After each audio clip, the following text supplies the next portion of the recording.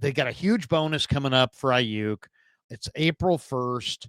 It's now the 24th. I think there's reason to believe that the 49ers really, really, really want that $110 million that they can get back of Jed's money, even if it sets them back a little bit. This year, they seem like they're in that mode. I think Ayuk's gone, but he's not gone for nothing. You know what I mean? They're not going to give him away, but at the same time, he's a tough asset to value, Grant, because he truly is the Bentley who's been in an accident, has a bent frame. It's only 6 months old, but man, it's been in an accident. It's got a bent frame.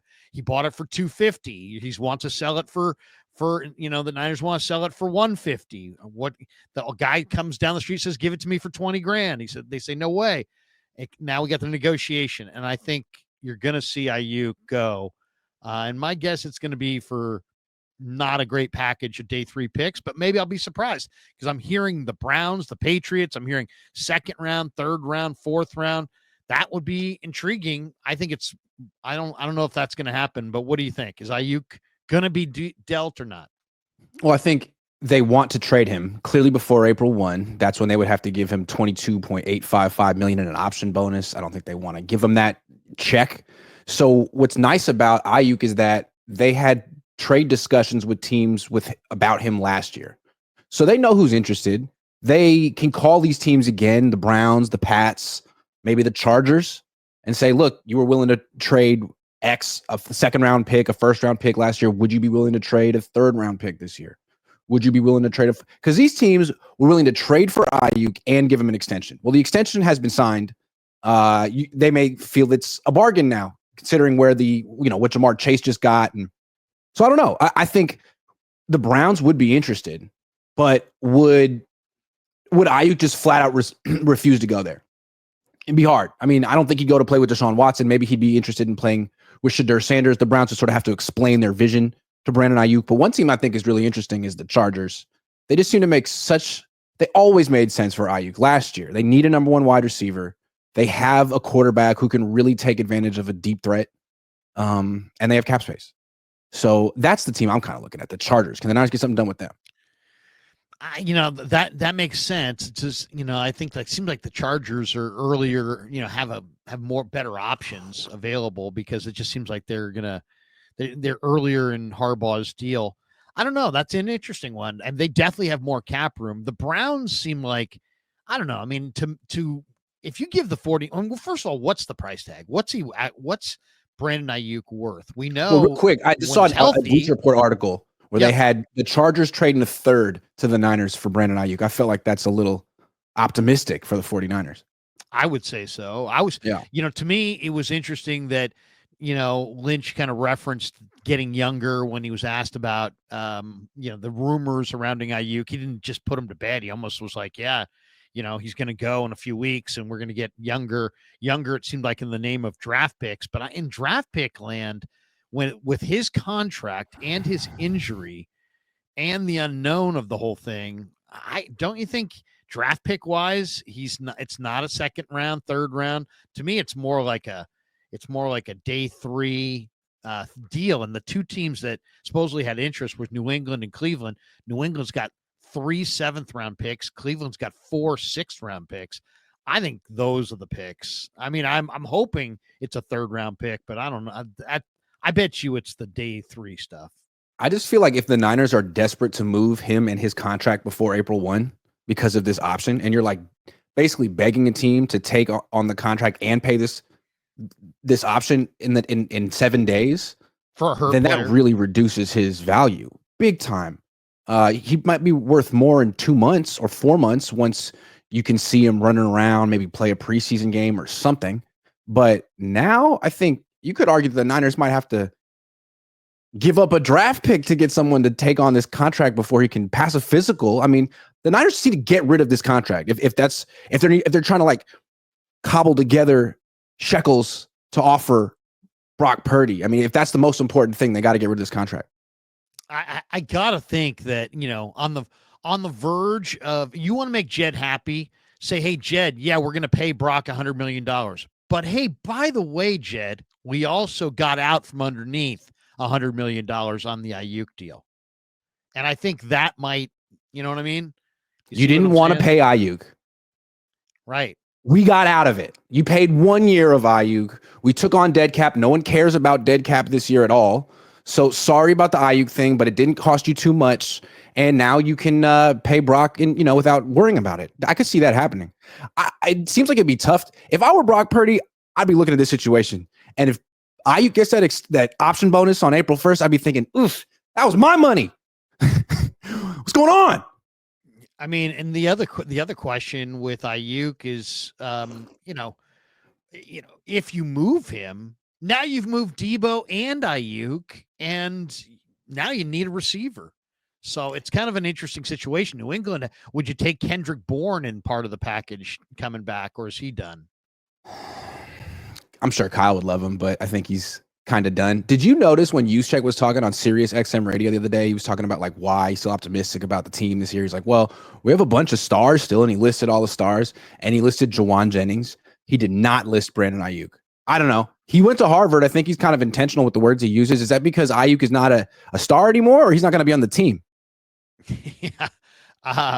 Yeah. I mean, I think Lynch made it real clear that he's trading him for draft picks.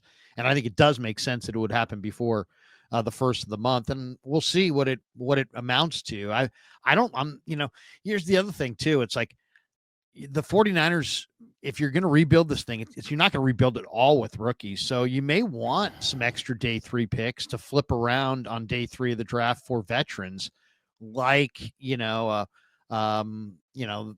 maybe Robert Saleh and Bryce Huff reuniting. I know he's kind of doesn't really have a place to play in Philly. He was good for Robert Saleh. It wasn't that long ago. He's not old. I think he probably could be had on day 3 of the draft for maybe, who knows? I don't know what Howie's going to want. 6th round pick, 5th round pick, something like that. Maybe a 7th. Maybe, I don't know. I mean, I'm sure they want to just get out from underneath Bryce Huff. Maybe something like that makes sense. But to me, that what is Aiyuk going to fetch you? If you could get a 4th round pick and a couple day 3 picks, and you could, flip a day 3 pick for a guy like Huff, now at least you're filling multiple holes with moving on from Aiyuk, and Ayuk's not ready to play until what? November, October? I'm not sure when he's going to go. I think it's important to remember that Ayuk's heart didn't really seem in it even before he got injured. I mean, he talked about how bad he wanted, how much he was interested in playing for the Commanders, the Steelers, and then he came back and he had that whole weird interaction with Kyle Shanahan at practice where he was trying to wear different shorts than everyone else. It seemed like he had all these little passive aggressive microaggressions, whatever you want to call them, that were like, I'm different. I'm not a part of this team. I'm on my own. I think he needs to go. I think it would be addition by subtraction at this point. Nothing against Brandon Aiyuk. If he doesn't want to be here and he's expensive and the Niners aren't really invested in him, he needs a fresh start elsewhere. And the Niners need to embrace Jennings and Pearsall. Because honestly, I didn't like the Pearsall pick at all. But when he actually got plays called for him, he's pretty good. He produced. I'm intrigued with Ricky Pearsall, especially on a rookie deal. Well, I mean, yeah. First of all, I mean, he had one of the weirdest rookie years of all time, right? I mean, the guy got shot, but didn't die, and also wasn't out for the year. I mean, how many people get shot and aren't out for the year? Once I heard he was shot, I was like, oh, he's for sure out for the year if he lives, and he wasn't even out for the year. That was an amazing thing, and it went through his chest, out his back. It's like, you got to be kidding me. He wasn't even out for the year. So he's a blessed from above individual.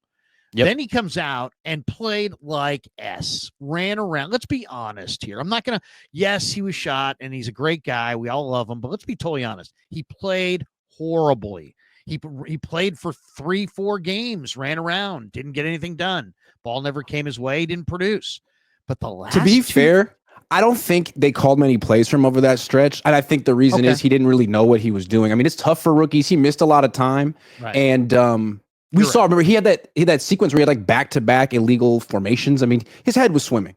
Right. No question. Yeah. And it's hard to explain, but every position is not the same transitioning from college to the pros. One of the hardest positions to transition from college to the pros is receiver.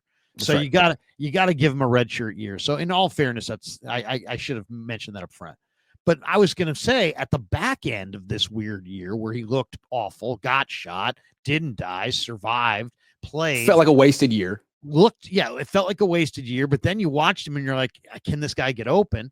The last 2 games of this season, 18 targets, 14 receptions, 210 yards, and 2 touchdowns. That's big time. That's big time. Those 2 games made you go. And then and then you and I and others who get a chance to go into the locker room and talk to him, this kid great guy, wired to be great. Because great guy. He's a great guy, but not only that, he wasn't impressed by those 14 receptions in the last 2 games. He wasn't. No. So I'm encouraged, and I think intriguing. He doesn't even have to be the second option on the team. Kittle's the first option. Jennings is the second option. Pearsall could be the third option. If McCaffrey's healthy, he's the third or fourth. Like, Pearsall doesn't have to do too much. And that's kind of where Aiyuk was when he was young. He could kill you. You could run the whole passing game through him. But as far as opponents were concerned, when they were looking at the Niners offense, he was like third or fourth of the people they had to shut down. And he benefited from that.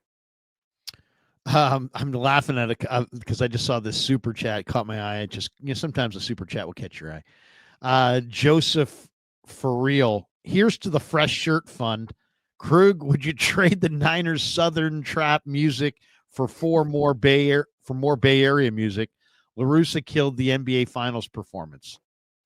That's my thing with Kyle. Kyle likes to talk about how cool he is and how much rap he knows, but it's just a bunch of stuff that he's been playing since he was in Atlanta with the Falcons. I think he needs to update his playlist and get a little bit more Bay Area flavor in there. I think the Warriors do a real good job of tapping into that stuff. And the Niners, they bring in Pilo, which is good. I like that. But they could do so much better. The All-Star game, they had Too Short in the house. I like that. I think the Warriors did good with that. The NBA did good with that. Heated heavy 559 Grant and Krueger, my yin and yang, and Mark's the boss. We're the yin yang twins. Mark's the boss 3 member for 42 months. Awesome. Great to see. All right. So if on a scale of 1 to 10, you think Aiyuk gets traded? To me, it's like 100%. I don't think Lynch lies. I think I don't think he's the great poker player. I think he kind of told us they're going to move him, and they're going to move him for some package of players and picks. And I think they want to. It's the right I don't know if they will. I think it's the right decision.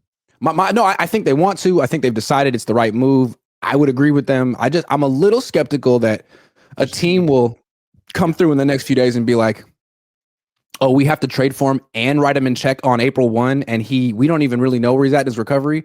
We'll trade for him, but in May, in July, and in which case the Niners are like, but we just paid him $22 million. I'm curious. I mean, the Browns are stupid. They could come in and just give the Niners a 3rd-round pick for Aiyuk and say, we feel confident this will work out. But it's a big leap of faith for a team to make. No question. But you know what? There seems to be a market, and God bless for everything you're hearing. Pats, Browns. God bless the Cleveland Browns if they're out God bless there. them, man. Because no one wants to go to that team willingly. They have to kind of bring people in. Sorry, Brandon. They know that. I mean, I don't know if you've read any of the Browns chatter, but the Browns people are like, hey, man, this is our opportunity to get him. Last year, he told us no. I mean, it's like they're just the jilted lover or something. They're just I think they're used to people saying no to Cleveland. Which is strange. It's not like it's the worst city of all the cities in America. I mean, it's got a nice gentrified downtown. They're going to have a new stadium eventually, the big fan base. I mean, you could do worse.